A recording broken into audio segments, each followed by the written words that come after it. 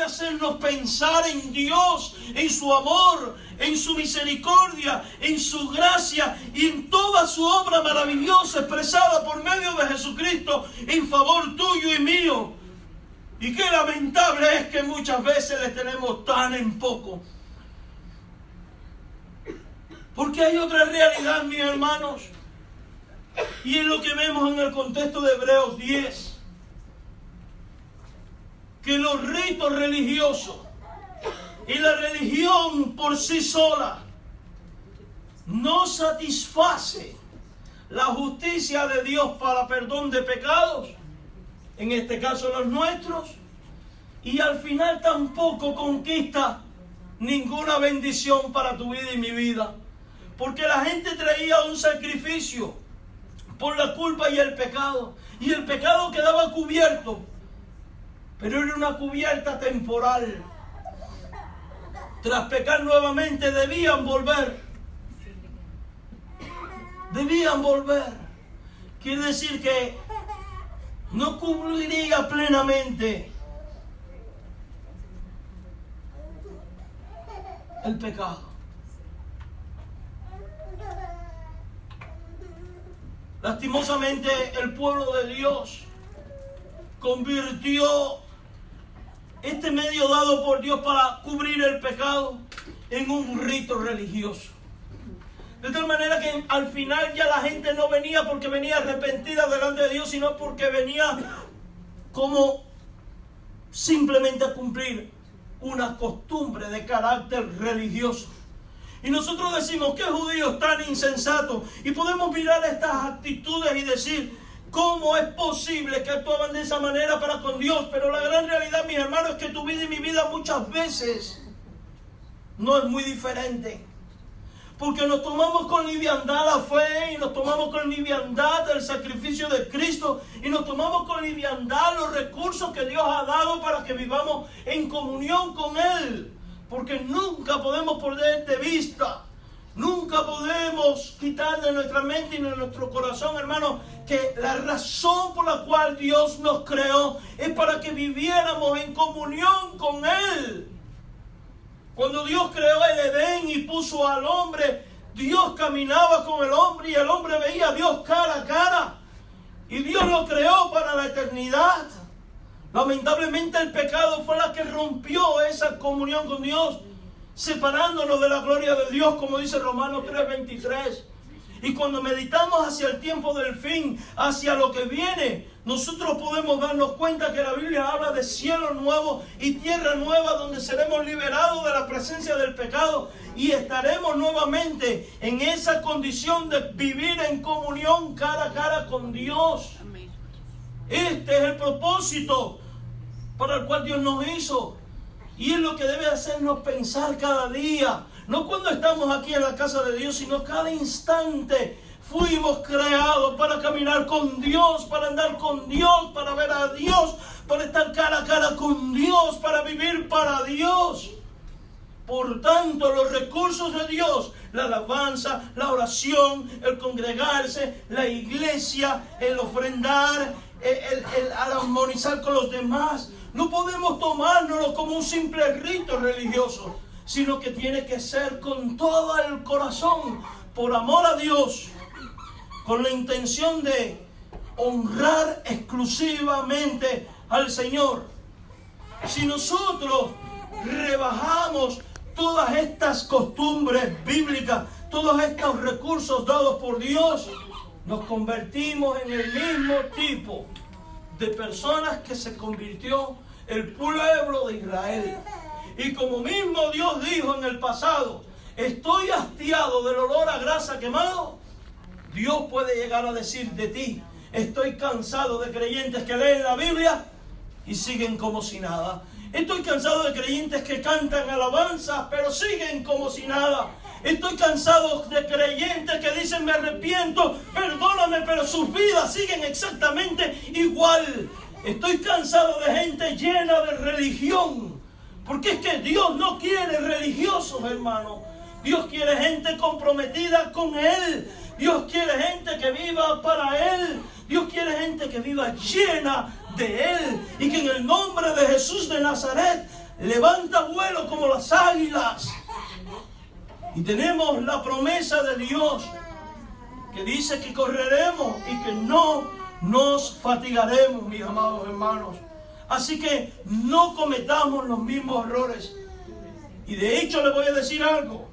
Si cometemos estos mismos errores, tenemos más condenación que ellos. ¿Sabe por qué? Porque Dios en su palabra, a través de este texto de Hebreos 10, nos ha mostrado un camino mucho más excelente para vivir con Dios, para andar con Dios y para servir a Dios. Y ese camino es excelente por sí mismo y a la misma vez puede o condenarnos o llevarnos a una vida cristiana victoriosa. ¿Y sabe por qué? Porque a diferencia de los judíos que tenían un sacrificio temporal, nosotros hoy somos partícipes de plena comunión con Dios porque tuvimos un sacrificio suficiente, que fue el sacrificio de Cristo, que es un sacrificio único. Y de la misma manera que Jesús responde a Dios, heme aquí, hágase su voluntad, lo hace para darnos ejemplo de que por el sacrificio de Cristo y por la obra de Cristo realizada en favor de nosotros, nosotros también debemos de responder con esas mismas palabras. Heme aquí, Señor, en mi vida, con sus defectos y virtudes, con todo lo que soy, hágase tu voluntad. Y hemos de entender también, mis hermanos, que la voluntad de Dios no gira exclusivamente a tu persona, porque Dios te ha puesto en una comunidad, en un pueblo, en una iglesia, para que tú seas un instrumento de Él, a fin de ejecutar su voluntad para bendición de otros. Porque cuando tú centras toda tu atención tan solo en ti y en los tuyos, y quieres que Dios te use solamente en ti y con los tuyos, y no también para bendición de otros, estás siendo egoísta, y esto no agrada a Dios, ni es vivir a plenitud la voluntad de Dios. Porque Dios te ha salvado, Dios te ha redimido, Dios te ha insertado en su cuerpo, que es la iglesia, y lo ha hecho de una manera fiel y eficaz para que tú seas de bendición a otro también. Amados hermanos, cuando venga la debilidad, siempre que seamos tentados a dejarlo todo, siempre que seamos tentados a tirar la toalla, como decimos vulgarmente, siempre que seamos tentados a darle rienda suelta a la carne, es momento de que usted centre toda su atención en lo que Jesucristo hizo. Y en lo que hizo específicamente por ti. Se humilló a sí mismo, despojándose de la gloria celestial y habitando entre nosotros, tomando forma de hombre. Sufrió la penalidad de todo aquel martirio, azotes, burlas, escarnio, calumnias, mentiras, blasfemias, y sufriendo la cruz.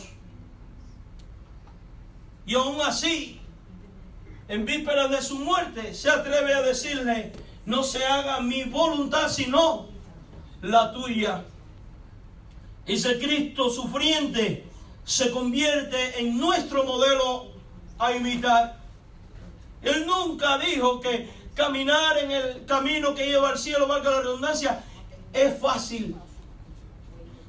Él advirtió que estaría marcado por el sufrimiento, pero es un sufrimiento diferente al que se experimenta en la carne, porque es un sufrimiento que acarrea bendición sobre tu vida y que te hace bendito para Dios Padre, porque Jesús dijo: bienaventurados cuando por mi causa te insulten y te vituperen y hablen de ti mintiendo.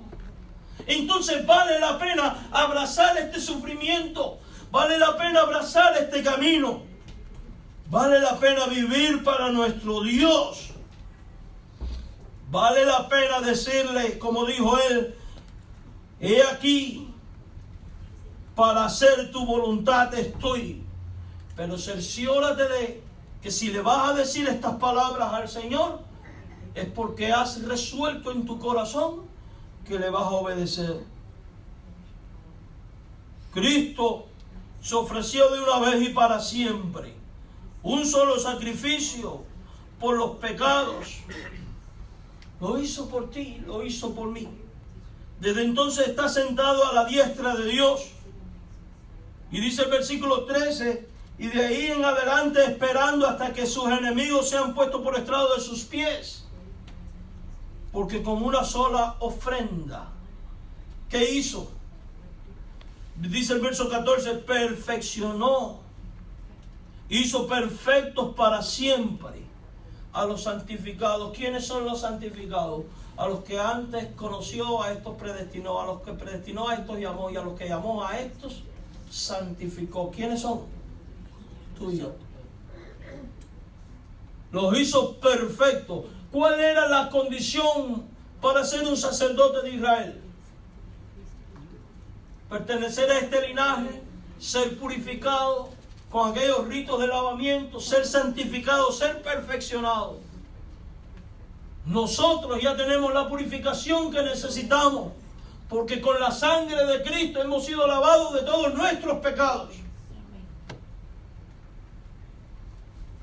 Y se habla de nosotros como personas que perfeccionadas. ¿Perfeccionadas para qué? No para pelearnos entre nosotros. No para ir y hacer lo que se nos dé la gana, porque los hijos de Dios, dice la Biblia, que no se complacen con el pecado. Ni viven para pecar, sino para hacer la voluntad de Dios, para aquel que le amó y se entregó a sí mismo por él, dice la Biblia.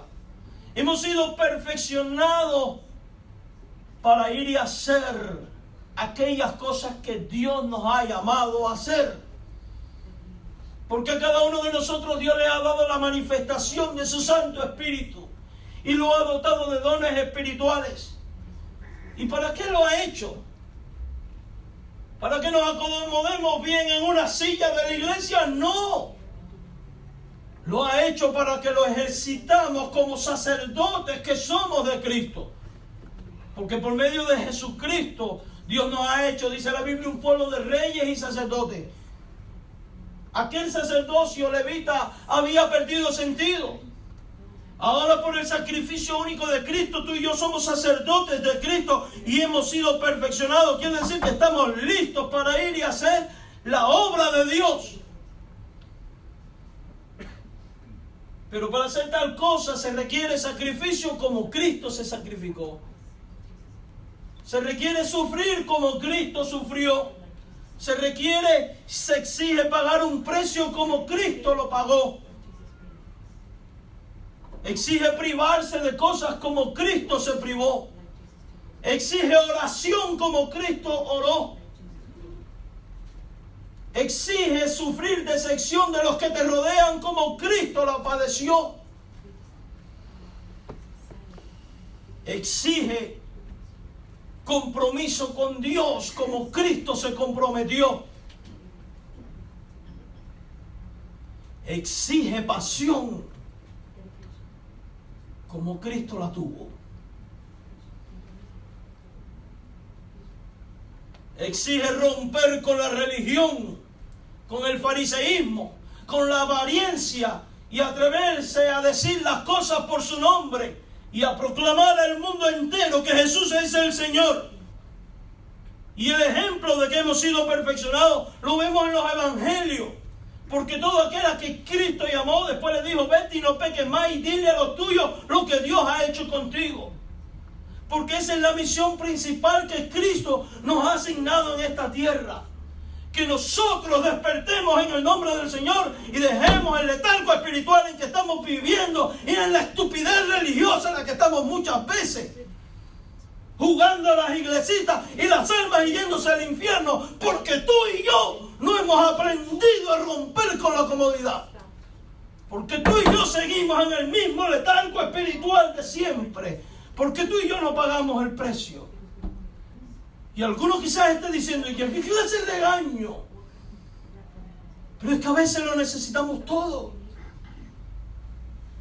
Hermanos, esto no es cuestión de juego. Esto no es cuestión de si me gusta o no me gusta el mensaje, si me gusta o no me gusta un sermón, si me gusta o no me gusta la alabanza. Es cuestión de vida o muerte. Mientras tú y yo perdemos el tiempo en estas tonteras, almas se están yendo al infierno sin Jesucristo, a condenarse por la eternidad. Porque tú y yo no hemos acabado a veces de asimilar que Cristo pagó una sola vez el sacrificio. Lo hizo de manera efectiva. Y dice el texto, con una sola ofrenda hizo perfecto para siempre a los santificados. Nos ha perfeccionado para hacer nuestra función sacerdotal en este mundo. Lo dice ahí, para siempre a los santificados. Pero no solamente, hay mucho más. Fíjese si esto es así, que dice la Escritura en el versículo 15, que el Espíritu Santo también es testigo de estas cosas. Y el Espíritu Santo no miente. Y el Espíritu Santo da testimonio a nuestro espíritu de que somos ¿qué? Hijos de Dios. Y dice, y nos atestigua lo mismo el Espíritu Santo, porque después de haber dicho, este es el pacto que haré con ellos, después de aquellos días, dice el Señor, pondré mis leyes, ¿dónde? En sus corazones. En el corazón, en sus mentes las voy a escribir. Dios no es mentiroso, hermano. Y nos pasamos a veces, muchas veces, la vida diciendo que yo no estoy preparado para esto, aquello o lo otro. Oiga, Dios no es mentiroso. Y dice la Biblia que Él puso la ley y el testimonio en tu mente y en tu corazón. Está ahí. Lo que hay es que sacarlo de ahí.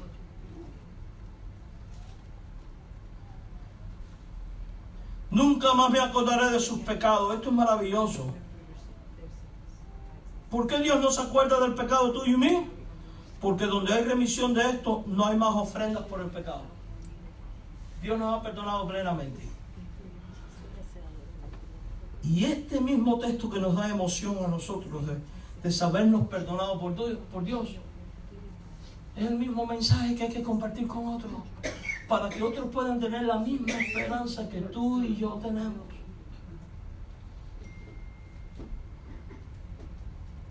O sea que la centralidad de todo consejo bíblico, de toda enseñanza bíblica, en lo que toca a nuestra práctica como cristianos, siempre va a ser la suficiencia del sacrificio de Cristo.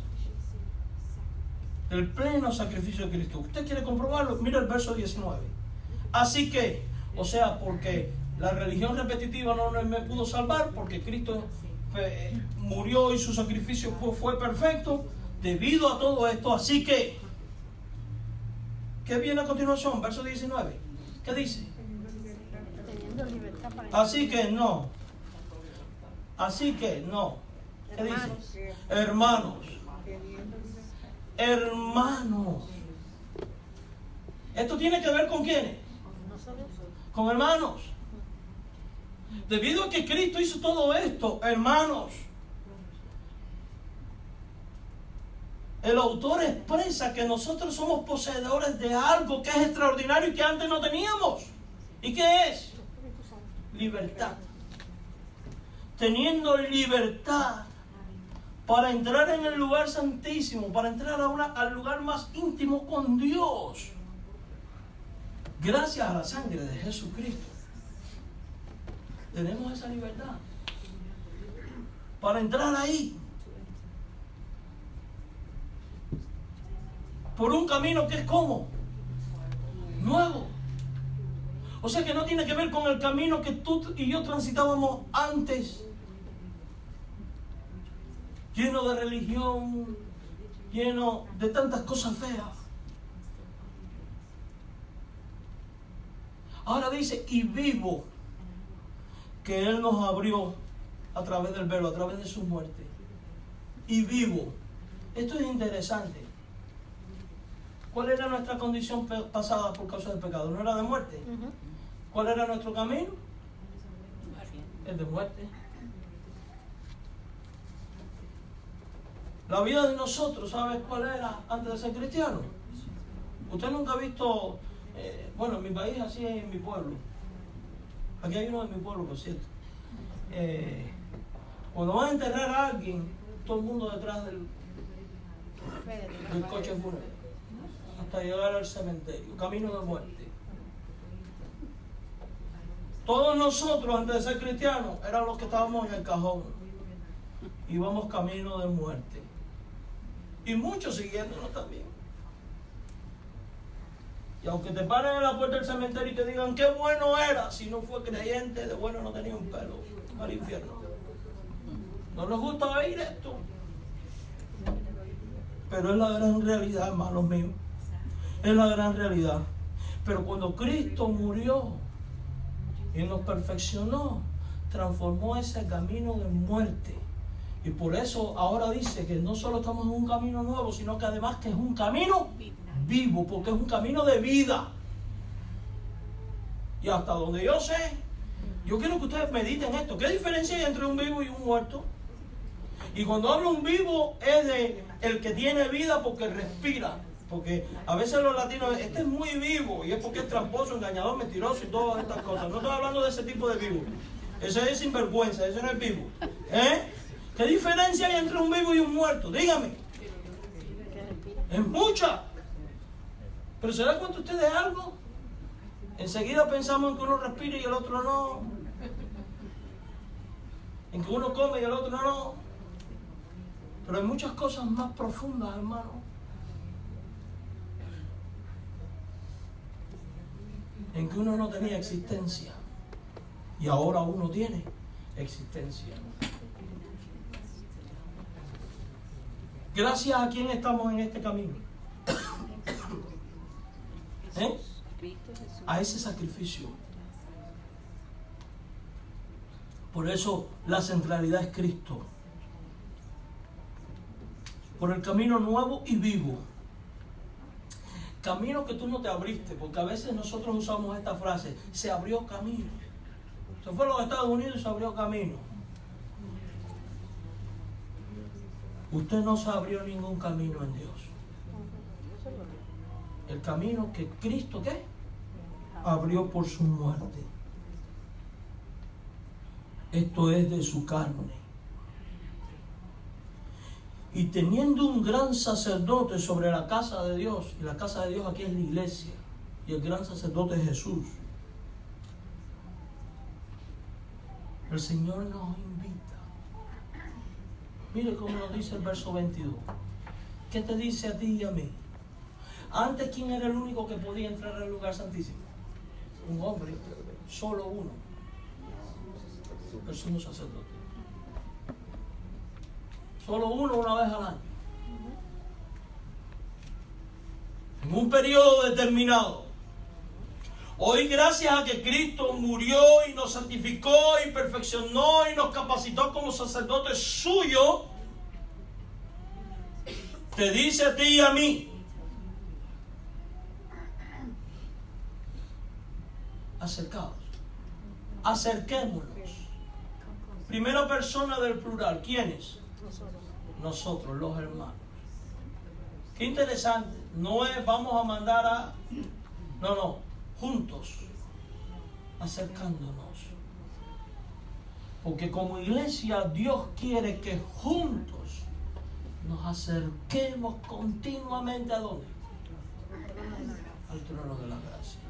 O sea que como iglesia tenemos una responsabilidad sacerdotal de juntos estar en la presencia de Dios, no solo para adorar, sino para ejecutar ministerio. Porque un sacerdote era un representante entre Dios y el hombre pecador. Le presentaba a Dios la necesidad del pueblo y al pueblo le revelaba la voluntad de Dios. Si hoy todos nosotros somos sacerdotes de Dios, juntos debemos acercarnos ante el trono de Dios para presentarle a Dios las razones del pueblo, las razones de nuestros hermanos, las razones de nuestro mundo y las realidades en que estamos viviendo. Lo cual implica descentralizarse de uno mismo para centrarse en el otro. Pero una vez, también es acercarse ante Dios para recibir de Dios consejo e instrucción. para una vez salido de ese lugar, ir donde el pueblo y decirle lo que Dios manda y lo que Dios dice. O sea que no es solamente venir a hablar, es también venir a recibir para ir y comunicar. O sea que como iglesia tenemos esta función de traer ante Dios y de ir al pueblo en nombre de Dios. Por eso Jesucristo dijo: toda autoridad me es dada en el cielo y en la tierra. Por tanto, y yendo, vayan y hagan discípulos. Y establece no solamente nuestra condición de sacerdote, sino que además nuestra misión sacerdotal. Porque el sacrificio perfecto de Cristo incluye todo este paquete. Por eso dice: con corazón sincero, en certidumbre de fe, con los corazones purificados de mala conciencia. O sea que hay características. Lavado los cuerpos con agua pura. Y está haciendo alusión a los ritos antiguos, pero en la fe hay un texto que dice: ya habéis sido lavados por la palabra. O sea, cuando dice lavado los cuerpos con agua pura, es instruidos por medio de la palabra que nos lleva a crecimiento. Lo cual implica el que constantemente estudiamos la Biblia para, al ver aquellas cosas que no están honrando a Dios y no le están dando dignidad a mi persona como sacerdote de Cristo, poder en el nombre del Señor batallar para eliminarlas de mi vida. Amados hermanos, el otro consejo que está en el 23, por causa de la suficiencia del sacrificio de Cristo hecho a favor suyo. ¿Qué más nos dice Dios en el verso 23? Mantengamos firme. Mantengamos firme. O sea que implica mantenimiento inconmovible. Mantengamos. ¿Es singular o plural? Plural, primera persona. ¿Se da cuenta usted de algo? Que no es cosa de dos o tres ni de uno, sino que es cosa de ¿quiénes? Usted tiene esta misión de parte de Dios. Mantengamos firmes, sin fluctuar, sin ceder, la profesión de nuestra esperanza, porque fiel es el que prometió. No comprometas el evangelio. Anúncialo tal y como Dios lo ha revelado. En otras palabras, no lo mutiles. Sigue diciendo al mundo: si mueres en pecado te vas al infierno, porque es una realidad y Dios es fiel y lo va a cumplir. Pero sigue diciéndole al mundo: en Cristo hay oportunidad de perdón, salvación, vida eterna, resurrección de entre los muertos y un lugar para siempre libre de todo sufrimiento. No importa lo que el mundo diga, piense o cree de eso. Fantasía, locura, es para manipular, es para sacar dinero. Esos son argumentos diabólicos, pero Dios es fiel en sus promesas. Nosotros no tenemos el derecho de modificar el evangelio para anunciar lo que el mundo quiere oír, sino que tenemos la responsabilidad de anunciar lo que el mundo necesita oír con firmeza y sin fluctuar, aunque no le guste. Porque hoy en día, yo les he hecho la historia que en una ocasión fui a predicar a cierto lugar en mi país, y cuando voy a predicar el pastor me dice: aquí no le digas pecador a la gente, porque yo te conozco y tú hablas mucho del pecado y de que te vas a ir al infierno. Cerré esta misma Biblia, por cierto, la cerré y le dije: pues predicas tú, porque yo no predico aquí. Dice: ¿cómo? Tú no me puedes dejar la campaña a medias. No, yo no te estoy dejando la campaña a medias. Yo te digo que yo, para predicar un mensaje mutilado, no lo predico, me voy. Agarré y me fui. Yo no comprometo. Yo no quiero estar yo quiero estar delante de Dios y darle cuentas por haber hecho las cosas bien, por haber dicho lo que tenía que decir.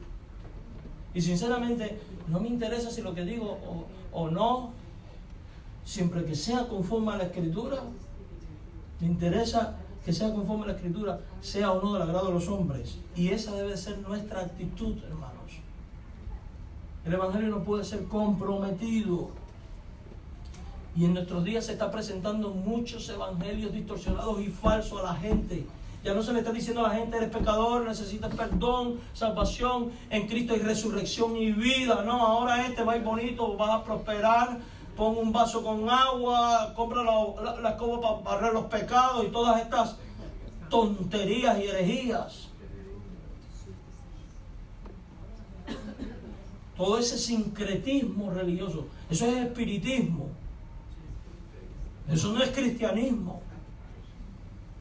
La única manera de obtener perdón de pecados y vida eterna es arrepintiéndose y confesando que Jesús es el Señor y el Salvador, y que en su muerte y resurrección está garantizada nuestra muerte y resurrección, y esa es la fe de nuestra esperanza. Eso es lo que el mundo necesita oír. Bueno, pero pastor, es que hay que darle la vuelta para que la gente... Usted no tiene que manipular a nadie. De hecho, usted no convierte a nadie. Eso es trabajo del Espíritu Santo de Dios. No cometa la blasfemia de meterse a hacer lo que le toca hacer al Espíritu de Dios. Lo suyo es mantenerse firme sin fluctuar la profesión de su esperanza.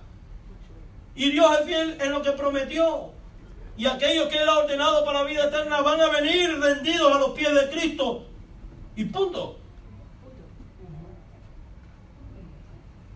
Fíjense que esto es una proyección hacia afuera, pero ahora hay el sacrificio de Cristo, la suficiencia del sacrificio de Cristo también implica un compromiso interno, de puertas adentro. Verso 24, considerémonos, ¿quiénes? Los hermanos. ¿A quiénes?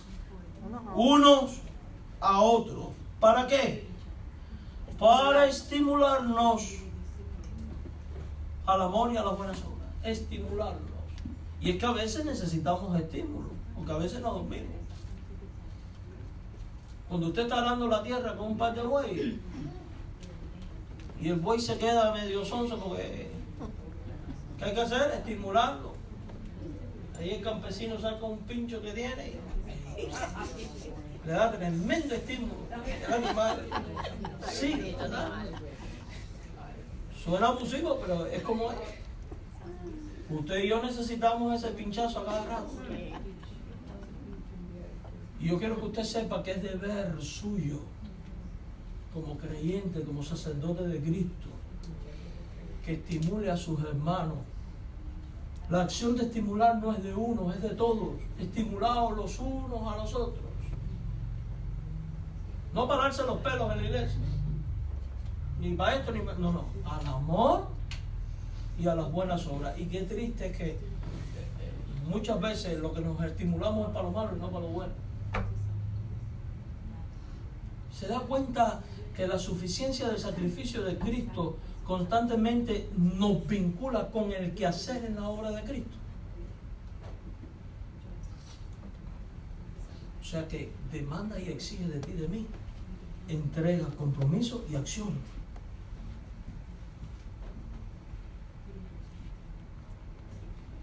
Además debemos estimularnos para algo más. Estimular al hermano a que se congregue. Verso 25, no dejando de reunirnos. Y mire qué triste esto, como algunos tienen por costumbre, o sea que ya llega un momento en que se vuelve costumbre, voy cuando puedo, cuando quiera. No se trata de cuando pueda ni cuando quiera, o cuando me guste o no me guste. No se trata de eso. Si la Biblia dice no dejando de reunirnos, es porque en la reunión de los fieles ocurre algo que no ocurre cuando usted no se congrega. Donde hay 2 o 3 reunidos en el nombre del Señor, ¿qué pasa? Ahí está el Señor. Bueno, pero también está conmigo en mi casa, sí, pero la diferencia es que miren cuán bueno y delicioso es estar los hermanos juntos en armonía. Allí envía Jehová bendición y vida eterna. O sea que cuando 2 o 3 se reúnen y Dios está presente, ahí hay bendición. Cuando usted no se congrega, se está perdiendo una bendición. ¿Cuál? Yo no sé. A veces la bendición es un regaño. Sí. Porque el problema es que nosotros nos hemos acostumbrado a oír la amonestación, el regaño y la exhortación como algo negativo. El mensaje de aliento como algo positivo. No es así. Porque cuando Dios me disciplina personalmente y me castiga y me da el aguijonazo para estimularme, yo no puedo decir eso es una maldición. Porque si usted piensa eso, usted no ha entendido el Evangelio. Porque Dios al que ama, ¿qué hace? Entonces a veces un regaño o un regañito, vamos a ponerlo más pequeño, por la predicación es una bendición que tú necesitas, que en el presente a lo mejor no te gusta, pero a la larga si lo escuchas y respondes al llamado de Dios, vas a decir, bendito el nombre del Señor, que mandó este pastor tan majadero a decir estas cosas. En serio, mi hermano, allí envía Jehová bendición y vida eterna. Vida eterna, porque es que cuando usted se encuentra con Dios, vive para Dios y hay conversiones y todas estas cosas ocurren. Yo no sé ustedes, pero hoy en la alabanza para mí ha sido excepcional. Y no importa si en determinado momento se trabó o no se trabó, la cosa esta fue excepcional. Eso no lo perdemos. También cuando nos congregamos.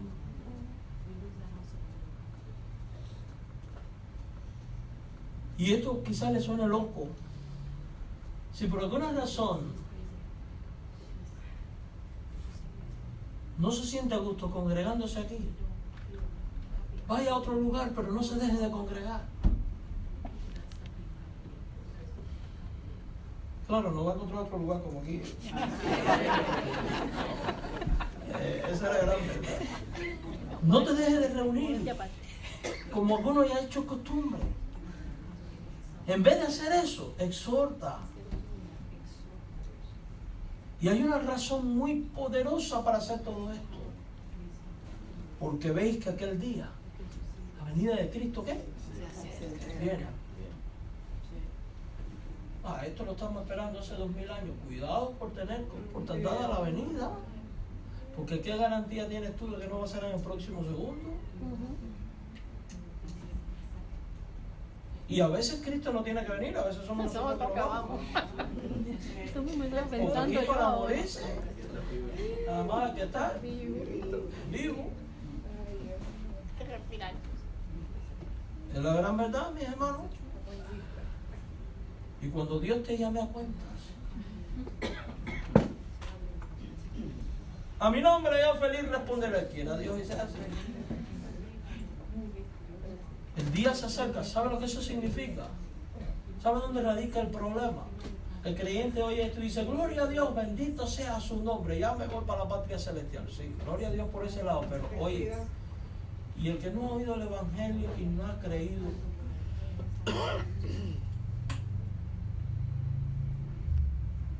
y no ha sido quizás porque usted no tuvo en cuenta la suficiencia del sacrificio de Cristo y todo lo que esto implica, y no ejerció su don y su ministerio sacerdotal. Si no estás ejerciendo tu ministerio sacerdotal, cuidado, porque dice que el padre de familia que se fue y entregó las minas, ¿recuerdan la parábola? Cuando regresó, que es la venida, da cuentas, y al que no multiplicó lo que aquel hombre le dio, le dijo, siervo malo y negligente. Y no estamos hablando aquí de dinero, estamos hablando de la plenitud de la vida cristiana. Apartaos de mí. Y lo considera hacedor de maldad. Entonces, esto es algo que hay que tomarse en serio. Hermanos, Cristo viene. Esto significa que no podemos seguir juzgando a las iglesias. ¿Ven? Dios quiere que nosotros seamos esa iglesia viva, que centrado en el sacrificio de Cristo, ejerce con autoridad su ministerio sacerdotal, porque entiende que ya fue perfeccionado y santificado para ello. Y como ve que el tiempo del fin viene y que el tiempo se está acabando, pues más presteza toma y va y hace lo que Dios les manda: predicar el Evangelio, dar testimonio, congregarse, estimularse a las buenas obras, etcétera, etcétera, etcétera. Porque el fin se acerca, hermano. Basta mirar a nuestro alrededor, las cosas que están ocurriendo no son casualidades. ha pasado toda la vida, no con la intensidad. ¿Ustedes vieron la noticia que salió en la mañana del loco este de Irán? Amenazó que va a atacar este país. Dice, la próxima guerra entre Estados Unidos e Irán, así dijo, no va a ser en territorio iraní, va a ser en territorio americano. Y lo hace. Claro, cuando diga guerra y rumores de guerra, no es el tiempo del fin. ¿Sabe qué es lo interesante? Que no es el tiempo del fin, es que vienen cosas peores. Claro. Y la iglesia tiene que estar lista para esto. Teniendo bien en claro la centralidad y suficiencia del sacrificio de Cristo, porque lo que Satanás siempre va a querer destruir va a ser la suficiencia del sacrificio de Cristo y el valor del sacrificio de Cristo. Así que, como dice el libro del Apocalipsis, el que tiene oídos para oír, oiga. Así que vamos a orar. Señor, gracias por este tiempo y el poder escuchar tu palabra. Permite que cada uno de nosotros pueda responder a ella con ánimo pronto, en una disposición genuina de servirte como pueblo de reyes y sacerdotes, y más cuando el tiempo del fin se acerca. Gracias por el sacrificio de Cristo, Señor. Gracias porque en ti hay vida, hay esperanza, porque tú cambiaste el camino de muerte a camino de vida. Ayúdanos ahora en este tiempo a transitar ese camino. No importa las penurias que se sufren, en ti confiamos, Señor. Por Jesucristo. Amén.